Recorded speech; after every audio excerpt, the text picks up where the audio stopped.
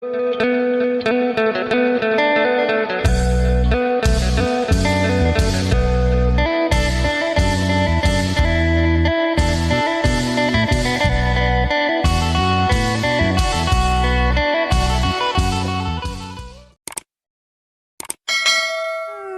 เนาะเนี่ยน้ำพริกสาวใหญ่กำลังตำสบายดีเด้อสบายดีเด้อมาทุกคนเราจะมาเอาผ่ามาพอผ่าหน้าไม้เพิ่นมาเอาแต่สีดำได้เหรอมันเนี่ยได้เป็นความหูแล้วบนน้ำแบบเย็นค่ะเด้ไปเบิ่งไม่เท่าแล้วเห็ดนี่ผ้าเลือกโตเลยเป็นเท้าเห็นเขาเจ้าเอาเสือกมาโง่ยหนึ่งใช่แล้วบอสเราหมักหนังเราหมักหนังอันเดอร์โต๊ะรักเดอร์สุดยอดใหญ่โลดเอาตัวใหญ่โลดไปมันลุกเองชานเพื่อนเลยเด้อชานบ่เป็นมันยังนับเป็นถ้าเบิ่งไม่เท่าลิกพูดได้เนี่ยผมง่ายกวบลงพอเท่าบ่คันว่าเพิ่นให้หลายจึงเอาหลายอันนี้เอามาทดลองมาก่อนนะก็อยากซานไว้ให้เพิ่นแน่ซานไว้เจ้าของนั่นผ่าเพิ่นแน่นะ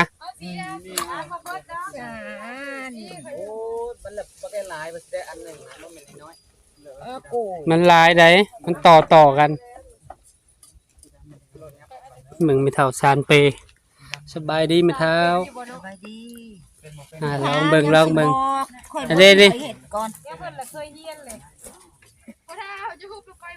ฮุบมาพี่เบิ่งค่อยเห็ดก้อนจังเอารถไถไปไว้เอาไม่เท่าบ่มาซานน้ำเขาบ่ไม่เท่าบ่ค่อยยังเกาะซะนี่มึงน่ะไปตาไปสองหอมมะลิบัดนี้หอมปลาแดกมัด6 7 8มัดต่อกันอีกเย็นเบิ่งไม่เท่าไม่เท่าพาเฮียนไว้แต่บัดละเทื่อมีอันแม่บ่คันว่าเพิ่นสิไปเผาถิ่มเลยมันสิไปขอน้ำเพิ่นซะเอามาไว้ผู้ใดอยากซานก็แม่นี่นั่งเลี้ยงกันโลดเอาสีดำอย่างเดียวนี่โอ้น้องสาวเพิ่นเลือกสีดำต่อมัดยาวๆกันเกี่ยวเฮ็ดด้วยโธ่ยังสิทักมันนะเฮาสิทักหัวเฮาสิทักให้ดอกหัวน่ะจะบ่มัดอันทางกลางก่อนบ่ให้มันยุ่มเข้ามัดยุ่มทางกลางเจ้าจึงใจสบายใส่นี่กำลังมือใส่อันนี้เอามานี่แม่มีลายเป็นเฮียนเลยท่านโททงเป็นเฮียนเลยตัวมึงเป็นลืมหมดแล้วนะ11ของเฮา11พอแหละคัน15ใหญ่โพดมันหุ่มโตเลยบ่ได้ขยายบ่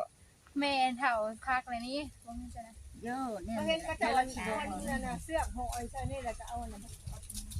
หัวมันเฮาเอ็มเป็นตามาแล้วแต่ห่างนะห่างที่แล้วแต่เจ้ามักในมือเราบ่ได้แม่นหยังได้บนห้อยสายนี่สิได้นะบ่ผูกปีได้ถึงนะบ่แม่นปีได้นะคือสิจานแล้วเรื่องง่ายบ่ได้มันขอบมันเด้ขอบเสื้อมันได้น่ะสมมุติแบบของเฮานี่บ่แม่นบ่ถึกเจ้า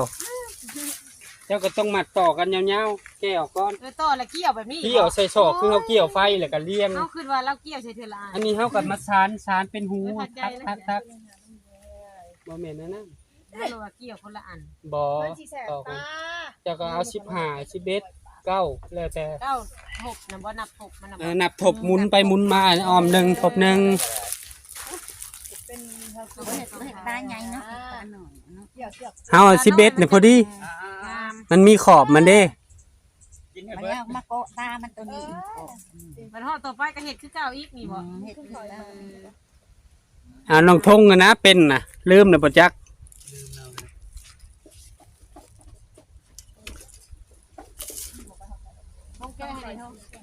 อย่างนี้เลยมัดแล้วไปผูกแกะบัดนี้ไม่เฮาเฮ็ดหยังมื้อนี้เบาเก่ง บ่ได้เห็นหยัง บ่ได้เฮ็ดหยัง ไม่ได้หาแทกอันนี้ไว้เสร็จแล้วก็อย่า เออ โบเฮาบ่ได้ใหม่ มันเด็กอันนี้แล้วตามันมาโกแป้นมันนี่นะ มันมีไม้3เมตรนะไม้เมตร มาโตกันขอดได้ฮันขอดอันนี้ 6โลพอดีเมตร ขอดขอดเลย หมัดแหนมนี่แล้ว มันยาวๆไปยาวๆแล้วก็จับเกี่ยวใส่ซอกมันก็ได้ เกี่ยวเนาะเดี๋ยวหมัดบุกมวย หมัดอันนั้นเลยแหละ มันแล้วเฮากะมาให้มันแน่นเลยบ่มันเลยเนี่ยอันนั้น มาต่อกันเลยเจ้าก็เกี่ยวนั่นนี่เด้เกี่ยวนั่นนี่ก็ได้ เอามาพูกเอาปลาตัวนี้เอง 2 3นั่นนี่ให้เป็นวงนั่นนี่เจ้าก็เลี้ยงออกมาบัดนี้เจ้าก็เลี้ยงออกมา เพราะว่าโตกันนี่นะ มาต่อ ชื่อว่าหมัดหัวต่อนะ มันได้ก็ได้บ่โตนะ เด้ทำไม่เท่าเด้มัด มันได้ก็ได้มันอะไรก็ได้ให้มันถักมันเลยยังมันถักมันเลย แล้วมัดคือละมัดนั่นนะ เอาก็ไปแล้วฮะก็ถักเอาหูมันเลยมันกับบ าหน้าไม่เท่าเจ้ามัดทั้งกลางนี่ไว้ให้มันยุ่มไว้ เอายาวทำได้ก็ได้บ่แม่น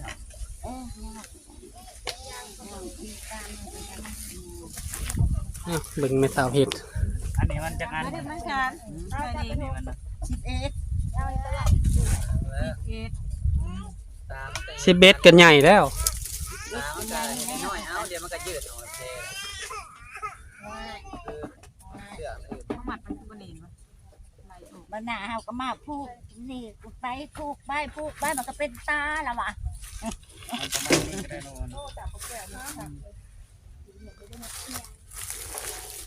ประมาณนี้ บ่คันเราจูดถิ่มมะลีก็สิไปขอเราหลายๆก่อน อ๋ออันนี้ก็ อันนี้มาลองเฮียนเบิ่งก่อน 3หอยไว้แถวไม้ หอยนี่ก็หาบ่เท่าขายไม่เท่าขายเลยแล้วนะไม่เท่า ลงมาก็ได้ หอยขายเลยบ่ ในตู้ กิน สาร ร ให้ ส แล้ว เจ้า ใครจะได้เคยสาร ดีละตีไปพุ่น บ้านที่ฉันบ้านที่ทำเองถามร้านไหนเอาใส่ หมุนหมุนนั่นแหละ เคยสารเอาเองก็ได้นะ แล้วแต่เจ้ามัดแล้วเจ้าก็ทักเอาคันมันชุดเชือกเจ้าก็ต่อ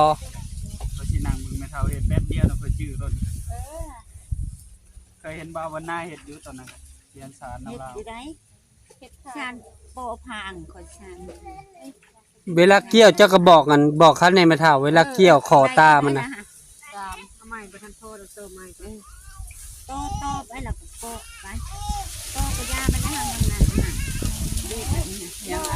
มาถักก็มีขึ้นมาถักก็มีขึ้นไปเป็น ส่วนขอบมันเด้อน้ำมือเจ้าเนาะขอบมันได้ไม่เท่า ฮะ ขอบมันบ่น้ำมือเจ้าน่ะขอบหูมันเด้ มาแล้วเขาหอยไม้ขอบมัน ขอบมันห้อยไม้บ่ ตามหูเขาถักไปตามหูมันเขากะ ห้อยไม้ก็ได้ไม่เท่าเอ้ยมันจึงบ่นั่น แล้วเอาเมื่อเสร็จยังนี่นะ เกิดที่ชัดเปย์มันเรียนชัดเปย์ เอาไปเสร็จขี้โมกบ่ เอาสบายดีเบาพามีพนาก็มาเพิ่นสิมาสารเปนำได้นี่เนาะ ยามหนาวบ่ ลูกยิ่งย่อยไปทำมีแล้วน้อยโยกตัดอยู่ดีๆ ถึกแดดแล้วพ่อยได้ เป็นอายบ่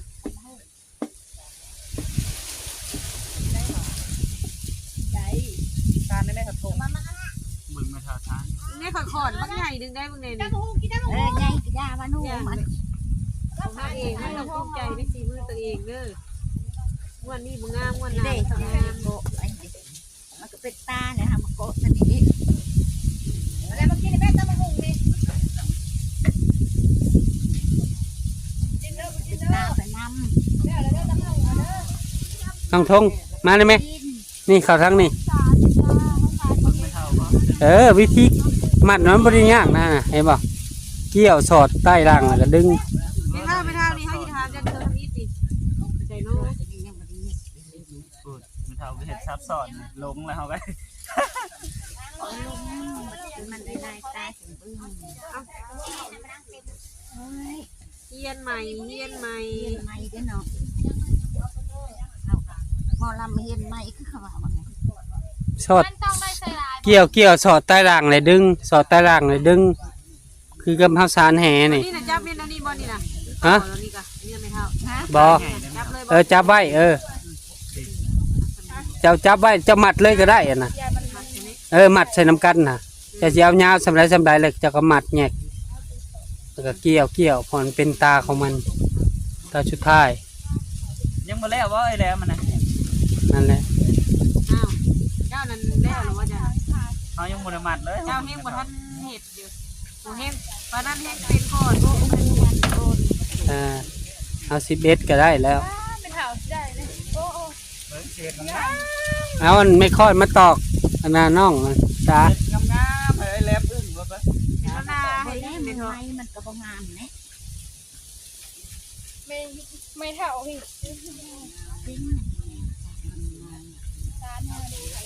ปกติมันมีไม้สอดเด้มันจะมัดมันมีไม้สอดตามัน เวลาจะดึงอะไรมันสื่อกับไม้คือกับเฮาสารแหนี่ จัดแซ่บเฮ้กันแซ่บ เอารถไถไปไว้ปะเฒ่า เขาไม่เท่าจักเส้นก็ไม่เท่า 11 ชิดเอก เอาไอ้แลมจักเส้นเด้อแลม แต่เก้านะ ก้าวแล้วต่อตัวนั่น ไอ้ท้องเอา10เซนก็พอได้ เอาทางแปรตอกของ อยากแล้วบ่เนี่ย ของน้องสาน่ะเป็นเอาสีดำเฮ็ดทีไว้เพราะว่าผ่ามันยืดเด้ เรียบร้อย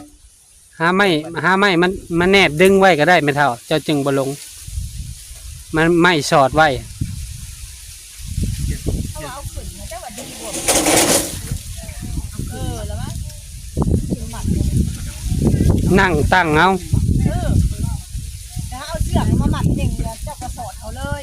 สั่นถึงยาวโอ้ยเนาะ ผู้เป็นมันมาถามผู้บ่เป็นมาเปลี่ยนเคยเฮียนแล้วนั่นน่ะ เฮาลืมแล้ว เฮียนแล้ว เกี่ยวนี่แม่เกี่ยวนี่ไหม เกี่ยว น้องทงอ้อมได้ไหมอ้อมเสาจับไว้น่ะ11ห้อมแล้วแต่เจ้ามักน้อยใหญ่ รักไป เอาตัวนี้มันสั่นเลยดิ เจ้าก็ต่อดี มูละต่อเท่าไรเส้น เพิ่น ถ้าไปเฮียนครั้งแรกของพี่น้องพี่ชมได้เด้อคอมเมนต์นำได้สารมาได้สารพอได้นอนขอผ่าสีจะมาให้กันการใกล้เดือนเที่ยงเอกกี้ล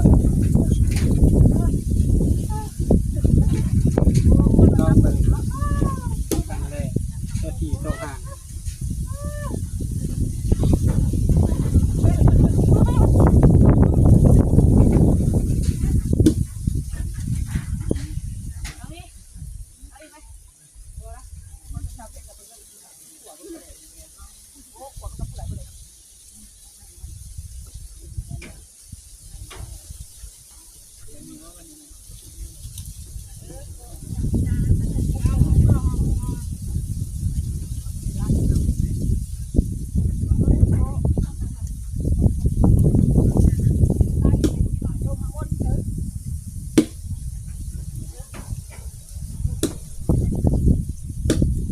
เรียกคนร้ายเลยให้เราคูณเห็ดกระเป๋าเอง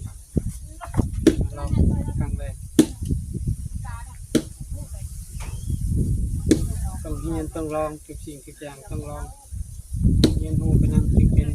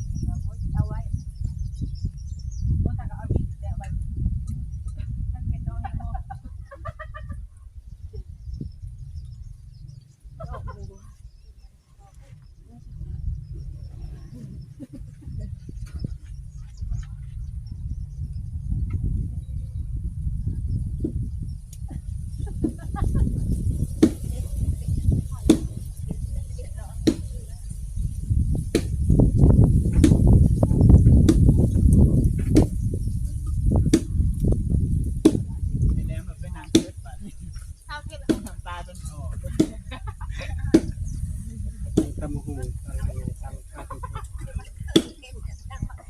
ได้น้ำตาลใส่แล้วก็เจ๊ได้น้ำตาลแล้วตัวเนาะตำหูแล้วก็หมดฝากพ่อแม่เป็นกำลังใจบาสมัน ไอ้ เด้ โฮ อ มเห็นตาม นอนมีบาสมันก็ขอขอบคุณพ่อแม่ที่ทุกทางที่เบิ่งคลิปบาสมันเป็นต้นจนจบสุขภาพโฆษณาเพื่อเป็นกำลังใจบาสมันมีคลิปใหม่ๆออกมาให้พ่อแม่พี่น้องนะครับไปชมขอให้พ่อแม่ที่ทุกทางมีสุขภาพร่างกายแข็งแรงจากโรคภัยไข้เจ็บสิ่งใดที่ได้สิ่งนั้นสมความมุ่งมั่นปรารถนาทำมาค้าขายซื้อได้ขายมันในธุรกิจใดประสบความสำเร็จในหน้าที่การงานโดยฝากพ่อแม่เป็นกำลังใจครอบครัวบาจมัมกดติดตามบาจมัมกดไลค์กดแชร์อย่าลืมกดกระดิ่งเพื่อบ่พลาดคลิปใหม่ๆของบาจมัมเจอกันคลิปหน้าแล้วพ่อแม่พี่น้องขออนุญาตซานเป้ไว้ผูกเป้ให้พ่อเฒ่าคูณนอนเนาะโดยบางเทื่อมาลิ้นมาหยังก็หลายคนนอนโดยเจอกันคลิปหน้าบ๊ายบาย